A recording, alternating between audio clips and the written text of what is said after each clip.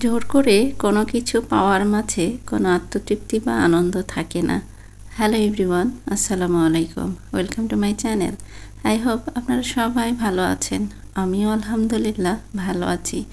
তো আজকে 5:40 ঘুম থেকে উঠেছি, তারপরে ফজরের নামাজ পড়ে আর ঘুমাইনি, কাজ করেছি। এই যে জামা ছাপ দিয়েছি আর আজকে ছাপানো হয়ে গেছে আলহামদুলিল্লাহ।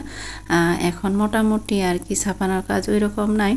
তো জামাগুলো রোদে দেওয়ার পর দেখলাম যে গাছে পেঁপেটা একদম পেকে গেছে, তো সেটা নামিয়ে নিলাম, নাস্তা পরে খাওয়া যাবে। আর এই পাকা পেঁপে খাওয়ার মজাই আলাদা, এত মজা ছিল। পেঁপেটা যখন আমি চলতেছিলাম তখন মনে হচ্ছিল যে একদম মমের মতো। তো যাই হোক, নিজের গাছের জিনিস সবসময়ই অনেক তৃপ্তিদায়ক। আর আমার আপুরা অনেক বেশি পছন্দ করেন আমার শাকসবজি, ফলমূল এগুলো। তো জামা ছাপাতে প্রায় 2 ঘন্টা লেগেছে। আমি গতকাল রাতেও অনেকগুলো ছাপিয়ে রেখেছি। তারপরে আজকে সকালে ঘুম থেকে উঠে ওই কাজটা আগে শেষ করলাম, যার কারণে একদম 2 ঘন্টায় কাজ করে অনেকটাই টায়ার্ড হয়ে গেছি।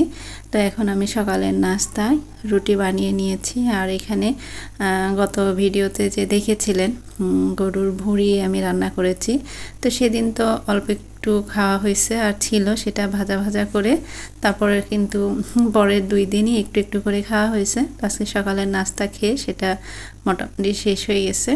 তো যাই হোক, তারপরে আমি পেঁপেটা ভালো করে পিলার দিয়ে ছিলে এখন কেটে নিব। আর একদমই গাছ পাকা পেঁপে, এটা অন্যরকম একটা টেস্ট আর কি। আর একদমই অর্গানিক, কোনো সার কিছু বা কেমিক্যাল দিয়ে পাকানো না। আর ভিডিওর এই পর্যায়ে আমার ভাইয়াপু দেখে সেই পুরনো রিকোয়েস্টটাই করছি, আমার ভিডিও এখন পর্যন্ত যারা দেখছেন একটি লাইক দিতে ভুলে গিয়েছেন, প্লিজ একটি লাইক দিয়ে পুরো ভিডিওটি কন্টিনিউ করবেন। আর যারা অলরেডি আমার চ্যানেলটি সাবস্ক্রাইব করে আমার ভিডিওতে লাইক কমেন্ট করে আমাকে সাপোর্ট করে যাচ্ছেন, তাদেরকে অসংখ্য অসংখ্য ধন্যবাদ। আর যারা এখনও করেননি তাদের প্রতি আশা রাখছি, আমার ভিডিওর কোথাও কোনো অংশ যদি ভালো লেগে যায় তাহলে আমার চ্যানেলটি সাবস্ক্রাইব করে আমার পাশেই থেকে যাবেন।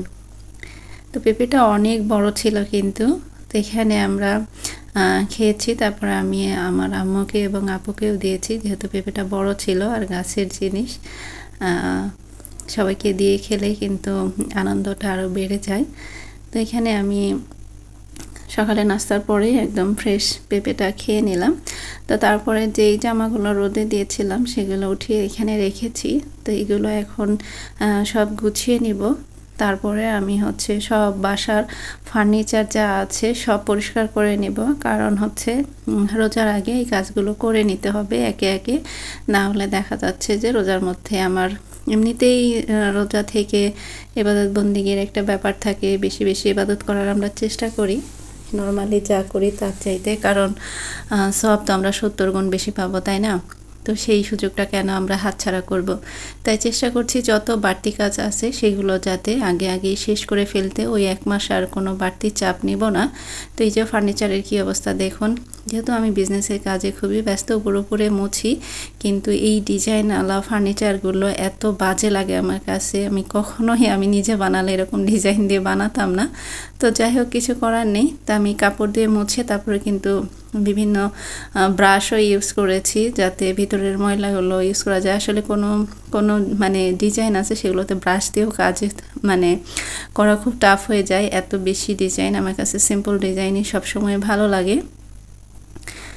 তো তারপরে আমি সোফা মুছে, ওভেন ক্যাবিনেট, শু ক্যাবিনেট, তারপরে খাট সবই আস্তে আস্তে, ড্রেসিং টেবিল মুছে নেই। আমার কিন্তু সকালে জামা ছাপিয়ে সকালের নাস্তা করে 9টা বেজে গিয়েছিল। আমি আর 9টার সময় এই কাজগুলো শুরু করি এবং পাক্কা 1 ঘন্টা লাগে আমার সব ফার্নিচারগুলো ভালোভাবে ক্লিন করতে।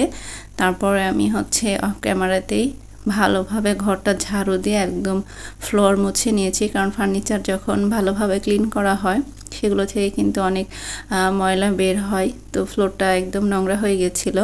যদিও আমি এখন একদিন পর পর ফ্লোর পরিষ্কার করি, কিন্তু যেহেতু এখন গরম পড়ে যাচ্ছে চেষ্টা করব প্রতিদিনই মোছার।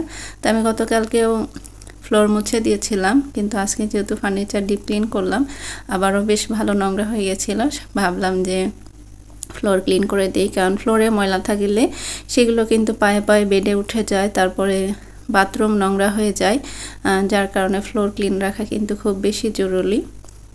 আর এখন যেহেতু ফাল্গুন মাস চলছে, শীত শেষে গরমের আগমন, অনেক বেশি বাতাস হয়, সেই সাথে ধুলাবালিও অনেক বেশি। তো এই দিকগুলো আমাদের খেয়াল রাখতে হয়। তো আমি সবগুলো ফার্নিচারই কিন্তু অনেক সুন্দর করে সময় নিয়ে মুছেছি, কারণ প্রতিদিন এত সময় একটা কাজের পিছনে দেওয়া যায় না। যখন বেড পরিষ্কার করি তখন আলগা আলগা ময়লাগুলো কিন্তু পরিষ্কার করার চেষ্টা করি প্রতিদিনই, কিন্তু এইভাবে ডিপভাবে পরিষ্কার করা হয় না, যার কারণে যেদিন করা হয় সেদিন খুব ভালোভাবেই সেটা করার চেষ্টা করি। আর আজকে একদম সব কাজ করে একটা প্রোগ্রাম আছে, সেখানে যাব, যার কারণে একদম সব কাজ গুছিয়ে করার চেষ্টা করছি যাতে সময়ের মধ্যে সব কাজ শেষ হয়ে যায়। তো এই যে আমি একদম সব ফার্নিচার পরিষ্কার করার পরে ফ্লোর ঝাড়ু দিয়ে মুছে পরিষ্কার করে নিয়েছি। এখন মোটামুটি আমার কাজ শেষ। তো এখন অলরেডি 10:30 বেজে গিয়েছে। তো এখনই আমি দুপুরে রান্না বসিয়ে দিব। আর মেয়ের পরীক্ষা আছে 11টা থেকে 25 মার্কের পরীক্ষা, মোটামুটি 1 ঘন্টা। তো 1 ঘন্টা লাগে না 25 মার্কের পরীক্ষা দিতে, যেহেতু ওর সব পড়া কমপ্লিট। তো ওর পরীক্ষা শেষ হতে হতে আমি রান্নাটা কমপ্লিট করে নিব। আর আমরা যাব হচ্ছে আমার ভাগ্নির কলেজে। ভাগ্নের কলেজ বললে ভুল, আমারও কলেজ ছিল এক সময়, যেহেতু আমরা প্রাক্তন হয়ে গেছি অনেক আগে, পড়াশোনা শেষ। কলেজে বসন্ত বরণ প্রোগ্রাম হবে খুব বড় করে, সেখানে যাব। তো ওখানে আমার ভাগ্নিরা পিঠার স্টল দিয়েছে, তো ইনভাইট করছে, আমরা জানো যাই পিঠা কিনে খাই। আর মেয়েও তো শোনার পর একদম ওকে আর রাখা যাচ্ছে না, যাবেই। তো আমি বললাম পরীক্ষা দিয়ে আসো তারপরে যাবো, যেহেতু দিনভর প্রোগ্রাম একদম সন্ধ্যা পর্যন্ত হবে। তাই ভাবলাম যে আমরা 12টার দিকে গিয়ে 2টা 2:30 পর্যন্ত থেকে চলে আসব। তো আমার বড় আপু যাবে, আমার আম্মু যাবে, তারপরে আমার ছোট ভাবি, তো সবাই মিলেই যাব আর কি। তো ছোটো ভাবি যদিও আমাদের সাথে যায়নি, ও বিকালের দিকে গিয়েছিল, ওর একটু কাজ ছিল যার কারণে। তো এখানে আমি মূলার গাছগুলো উঠিয়ে ফেলবো, যার কারণে মাঝখানের মুচি পাতাগুলো উঠিয়ে নিলাম ভাজি করার জন্য। যদিও আমি ভাজি করব না, আপুকে দিব, কারণ আমার ভাগনাদের খুব পছন্দ। আর এখানে এখন গরমের সবজি লাগানো হবে, ডাঁটা, তারপরে পাট শাক, লাল শাক, এগুলো। তো এই পাশ দিয়ে একটু একটু করে যে গাজর আছে, ফুলকপি আছে, এগুলো রেখে দিব। এগুলো তো গাজর এখনও খুব একটা বড় হয়নি, যার কারণে রাখছি। আর রোজার মধ্যে খাওয়ার ইচ্ছা আছে, রোজার মধ্যে গাজর কিন্তু লাগে। আর মূলো আসলে কয়েকটা ফ্রিজে রেখে দিব, আর আজকে সবজিতে দিব। আগের কিছু সবজি রয়ে গেছে, ব্রকলি, ফুলকপি, গাজর, তো সেগুলোর সাথে মূলা, আলু এগুলো দিয়ে একটা মিক্সড লাবড়া সিস্টেম সবজি করব। আর বাকিগুলো ফ্রিজে রেখে দিব, কয়েকদিন খাওয়া যাবে। মূলত আমি মূলা সবজির সাথেই বেশি ব্যবহার করি। একদিন শুধু চচ্চড়ি করেছিলাম, আর 2 দিন মূলার শাক খেয়েছি। আর বাকি সবাইকে দেওয়া হয়েছে আর কি মূলার শাক, আমার আপু, আমার ভাবিকে। তো এখানে আমি অফ ক্যামেরাতে মোটামুটি হচ্ছে সব সবজি কেটে নিয়েছি। আর মুরগির মাংস, হাড়, গিলা, কলিজা এগুলো ছিল, ওগুলো দিয়ে আমি হচ্ছে বুটের ডাল রান্না করব। তো সেগুলো ভিজিয়ে আমি কোটা বাছা রেডি করে নিয়েছি। এখন বুটের ডালটা সিদ্ধ করার পরে ওই প্রেসার কুকারে আমি সবজিগুলো সব মশলা দিয়ে মেখে একটা সিটি দিয়ে নিয়েছি। আসলে আমি সব সময় মানে ফোড়ন দিয়ে তারপরে ভাজির মতো করে সবজিটা করি। আজকে ভাবলাম একটু অন্যরকম করে করি, লাবড়া সিস্টেম আর কি, একটু নরম করে। এটা পরোটা দিয়ে খেতে ভালো লাগবে। তো আজকে দুপুরে কিছু খাবো, আর কিছু রেখে দিব পরের দিন সকালে নাস্তার জন্য। আর এটাই হয়তো শীতের এইভাবে মিক্স সবজি রান্না করা শেষ, আর হয়তো রানবো না, কারণ এরপরে রানলে আর ভালোও লাগবে না, একদম গরম পড়ে গেছে। তো তারপরে আমার রান্না মোটামুটি কমপ্লিট। তারপরে আমরা চলে আসি 12টার দিকে কলেজে, মেয়েকে নিয়ে। কলেজে এসে অনেক ভালো লেগেছে আর কি, অনেক সুন্দর প্রোগ্রাম ছিল। তো এটা আমার ভাগ্নের স্টল। তো এখানে প্রথমেই আসি, ওর সাথে দেখা করি।